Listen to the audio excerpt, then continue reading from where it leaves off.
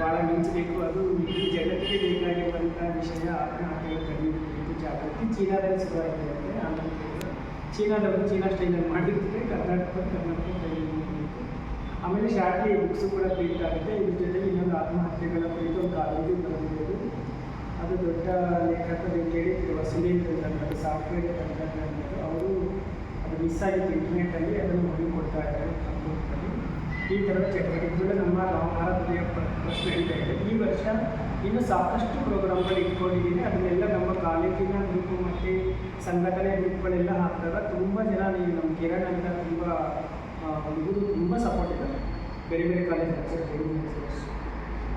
AMC ಕಾಲೇಜುಗಳೆಲ್ಲ ನಾವೆಲ್ಲಿ support ಮಾಡಿ ನಮ್ಮದು ಜಾತಿ ಧರ್ಮ ಲಿಂಗ ತಾರತಮ್ಯ ಇಲ್ಲದೆ ಒಂದು ಸಂಸ್ಥೆ ಬೆಳೆಸಬೇಕು ಮತ್ತು ಬಡ ಕಲಾವಿದರನ್ನು ಏನು ತರಬೇಕು, ಅಸಮುಖಗಳಿಗೆ ಪರಿಚಯಿಸಬೇಕು ಮತ್ತು ತುಂಬ ಕಷ್ಟಪಟ್ಟು ಕಲಿಯನ್ನು ಗುರುತಿಸ್ಕೊಂಡಾಗ ಅಂಥವರಿಗೆ ಪುಷಪ್ ಮಾಡಬೇಕನ್ನೋದು ನನ್ನ ಉದ್ದೇಶ.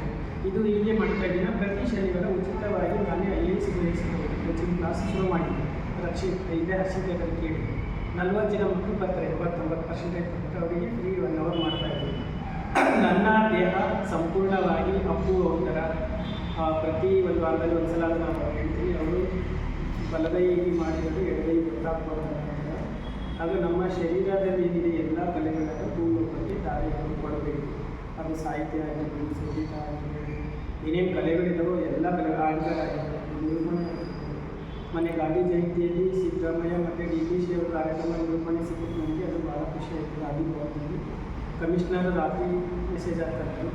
ಈ ಥರದಲ್ಲಿ ಹಂತವಾಗಿ ಹೋಗಬೇಕು. ನಮ್ಮ ಹತ್ರ ಒಳ್ಳೆಯದನ್ನ ಇರಬೇಕು. ಫಸ್ಟ್ ಕಲಾವಿದರಿಗೆ ನಾನು ಹೇಳೋದೇನಂದರೆ, ಫಸ್ಟ್ ಕಲಾವಿದ ಭಯ ಇರಬೇಕು, ಸೆಕೆಂಡು ಕಲ್ತಿರಬಾರ್ದು, ಆಮೇಲೆ ಸ್ವಲ್ಪ ಬೆಳೆದ ಮೇಲೆ ನಾನು ತುಂಬ ಬೆಳೆದಿದ್ದೆ ಅನ್ಬಾರ್ದು. ನಾನು ರಾಜ್ಕುಮಾರ್ ಅವರು ಡಾಕ್ಟರ್ ಬರ್ಗು ರಾಮಚಂದ್ರಪ್ಪ ಅವರು ಬರೆದಿದ್ದಾರೆ ಬಂಗಾರ ಅದು ಪಾಠ ಮಾಡಿದ್ರು. ಅದರಲ್ಲಿ ಹೀಗೆ ಡಾಕ್ಟರ್ ರಾಜ್ಕುಮಾರ್ ಅಂದರೆ ಇನ್ನೊಬ್ಬರು ಪಾದಕ್ಕೆ ನಮಸ್ಕಾರ ಮಾಡಿ ಪಾತ್ರ ಶುರು ಮಾಡ್ತಾರೆ. ಸಾಮೂಹಿಕ ಬೋಧನೆ ಯಾರು ಸರಳತೆಯಿಂದ ಇರ್ತಾರೋ, ಎಷ್ಟೇ ಉನ್ನತ ಸ್ಥಾನಕ್ಕೆ ಹೋದರೂ ಕೂಡ ಅವರು ದೊಡ್ಡ ವ್ಯಕ್ತಿಯಾಗಿ ಬೆಳೀತಾರೆ. ಹಾಗಾಗಿ ನೀವು ಏನೇ ಒಂದು ಡ್ಯಾನ್ಸ್ ಆಗಲಿ, ರಾಮಕೃಷ್ಣ ಅವರು ನಮ್ಮದೇ ಒಂದು ನಾಟಕ ಆಗಲಿ ಅಥವಾ ಇನ್ನೊಂದೇನಾಗಲಿ, ನನಗೆ ಸಾವಿರಾರು ಟೆನ್ಷನ್ ಕೆಲಸ ಕಾರ್ಯಗಳಿದೆ. ಯಾಕಂದರೆ ನಾನೀಗ ನಮ್ಮ ಟ್ರಸ್ಟ್ಗಳಲ್ಲಿ ಅನಾಥ ಆಶ್ರಮದ ಶಾಲೆಯನ್ನು ಶುರು ಮಾಡ್ತಾ ಇದ್ದೀನಿ.